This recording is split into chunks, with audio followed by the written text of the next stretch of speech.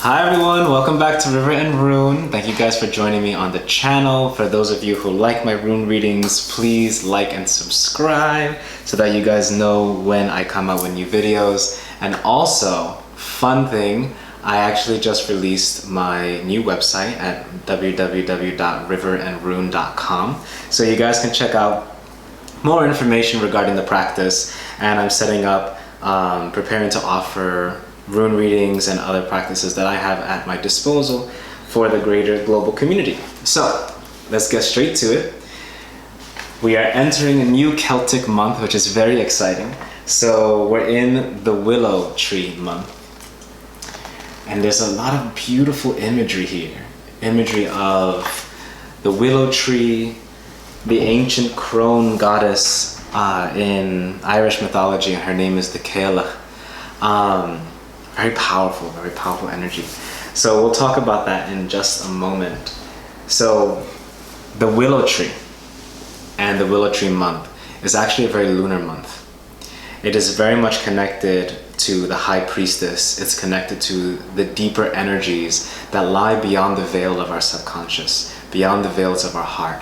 So as we dive deeper into the emotional abundance, the richness, the fertileness of the soil that our heart can offer us, it really translates to that burst of energy that will come in June, that springtime energy, this beautiful summer energy, all of this glorious light. And May, this April 15th unto May 12th, is this in-between period as we start to shake off the cold, as we start to shake off the last remnants of winter and start to have spring feel warmer again. So again, that richness, the richness of the soil, the richness of our inner hearts, which is why the willow month in the Celtic calendar tends to be very much associated with the Cailleach, the older wisdom of the wise crone.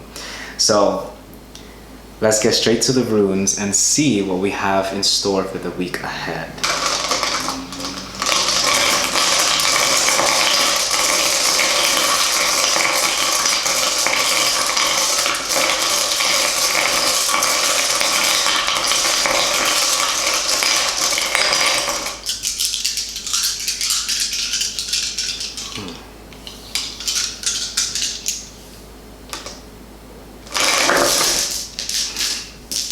Always have to take a moment to be like, am I going right or left?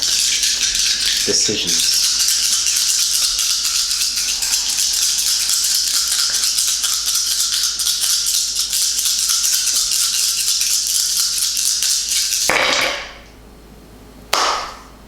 This is going to be interesting. Okay. So, very quickly, as you guys know, for those of you who are new to the channel, and for those of you who do know, have oftentimes come over here to River and Rune, I start in the center and wheel around the seasons of time. And the metaphor that I've been feeling most recently too is that drop. It's like a drop in a pond. And so it ripples out, and we observe the energy in the present moment as it ripples out over time. And as it continues to ripple, the energy abates slower, softer. So it's really here in the present that we are observing the strings of fate and time. So, starting in the center, we have three runes that kind of fell together. So I'm going to discuss that in a second. So the first rune in the very middle is Algis. So Algis is a very beautiful rune because it represents that which was hard won, that which you have earned. It represents sacred space. It has a connotation in the old Icelandic traditions. You would draw algis as a means of saying that this space is protected. It oftentimes suggested that the boundary that you're crossing is into another world, or into the land of the elves, or into the land of the giants, whatever it may be. So it's this transitional period, this liminal space as you're walking forward, but it also represents the boundaries that we have in our life, the boundaries that we're creating. Now, two others that fell in between. We have Manas here, which is a very beautiful rune, and thankfully they all fell upright. And Manas is oftentimes the rune that is the rune of man, or the rune of humanity, I should say. It is the rune that represents our connection to our higher self. It represents cunning, use of our wisdom, use of our intellect, the machinations of our mental processes that help us understand the world around us, and our deeper connection to our higher self. Also, it means to expect help, expect the people around you to help you. So oftentimes represents literally the humans, the men and women who stand beside you, your tribe, so to speak. Then we have Nauthiz. So Nauthiz is a very scorpionic rune. And what I mean by that, for those of you who study astrology, or for those of you who have knowledge of astrology, a scorpionic rune, what I mean is that it's connected to those energies that are associated with the archetype of Scorpio. So depth of understanding, depth of perception, deeper energies of feeling, deep feelings, very deep feelings. But Nauthiz in general is the rune of need. They call it the rune of the need fire. So our deepest desires, our passions that drive us forward. And more so the compulsions that we have. Like, for example, Nauthiz would be the best example I could think of at this time. Nauthiz would be as if you're in the forest and it's cold, very cold winter, and you are desperately hungry. And so you do what you must in order to eat. That's Nauthiz. Nauthiz is that kind of passion, that kind of deep desire that you know is what you need, and you must pursue it. Because if you don't, it means life or death. And that oftentimes can come down to spiritual sleeping or wakefulness. That spiritual death or life. The emotional death or life, the ways in which we inhabit our emotional, mental, and spiritual spaces to understand what parts of us are in need, right? So all of these together, Algis, Manas, Nauthiz, this speaks of a time, and I would say from now, this Friday until over the weekend, this speaks of a time, especially with all that's going on with the global circumstances at hand, which again, my heart goes out to all of you who are dealing with this, and my greatest and sincerest thanks to the people who risk their lives every day going out there, essential workers and such, and all of you who work in the medical field. I'm very grateful for your service and for your service of humanity. So these three runes in conjunction to me are feeling that these next couple of days, this next week, this next couple of days into the weekend, is all about tapping into your highest self, setting your firmest boundaries, and acknowledging your needs and your desires. This feels like a very specific message. And again, I'm reading for the global collective, but every so often I'll feel as if something's very specific. So this feels like a very specific message. So if this is resonating with you, this is probably meant for you to hear, and this is a message from Source and a message from the energies around us. It is very much about stepping into yourself, stepping into your truth, standing firm in that, using that algaes to delineate your boundaries and say, this is where I end and this is where the universe or this other person begins. The universe, that liminal space where you can understand the crossing between energies, that the universe is both outside and within, and yet you can still understand that that person who is also a part of you, a part of the universe, a part of your experience of this global experience of reality, of how we connect to each other, even though we all are unified within the principle of the self, of understanding universal consciousness. Also knowing that you are your own person.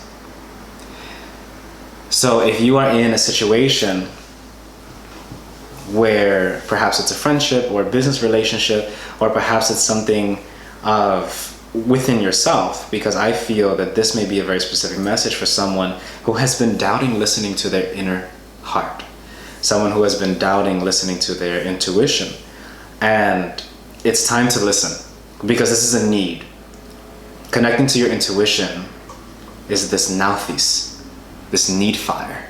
Again, it's this compulsion of you could feel it. Don't deny the desires of your heart. For those deeper desires, those intuitions, are leading you to your highest good. And of course, be cognizant of them. Understand where they're coming from. Because sometimes we may have desires to be self-destructive. So that would be a moment to set your boundaries. Your boundaries with yourself, and say, wait. I don't desire to be self-destructive with myself anymore. So let me connect more deeply to my highest self, so that I can understand why I have this desire to be self-destructive. And then connect to the real need. My need for understanding, my need for people to hear me, my need for validation, my need to be loved. All of these very deeper desires that we carry as human beings in our relationship to each other and to the world at large.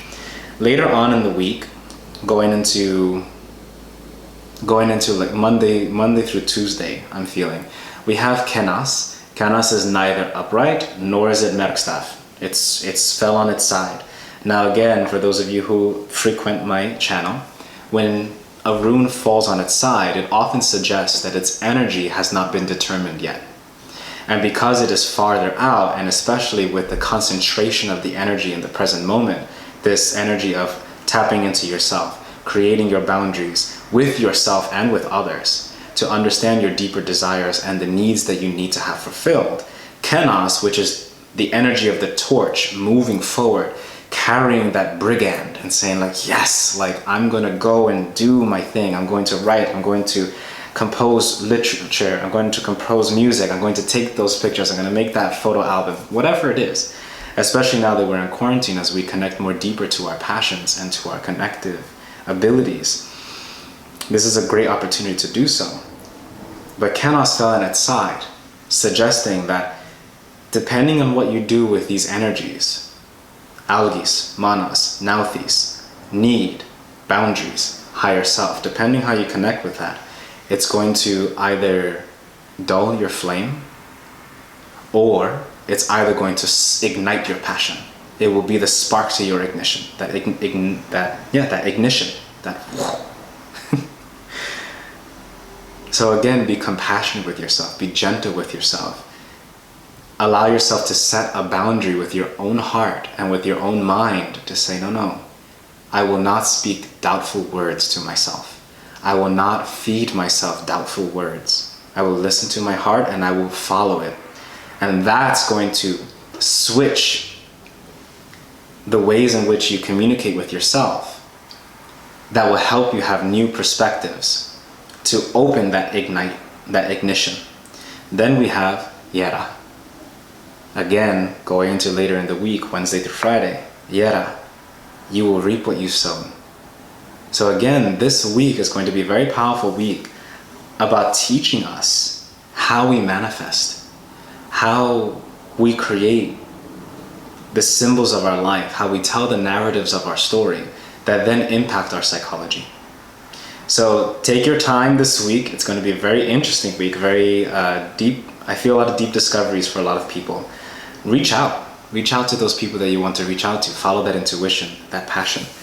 And let me know what you think of this reading in the comment below. This is all that I have for you this week. I hope you guys enjoyed this reading. I'm glad that you guys have joined me again on River and Rune. Please check out my website, riverandrune.com, and also my new Instagram page, River and Rune. That is the handle, at River and Rune. So thank you guys for joining again. My heart goes out to all of you during this trying time. Again, stop by, check me out, like and subscribe the video, subscribe to the channel, have a good time, and I'll see you guys next time on River and Rune. All right? Bye, everyone.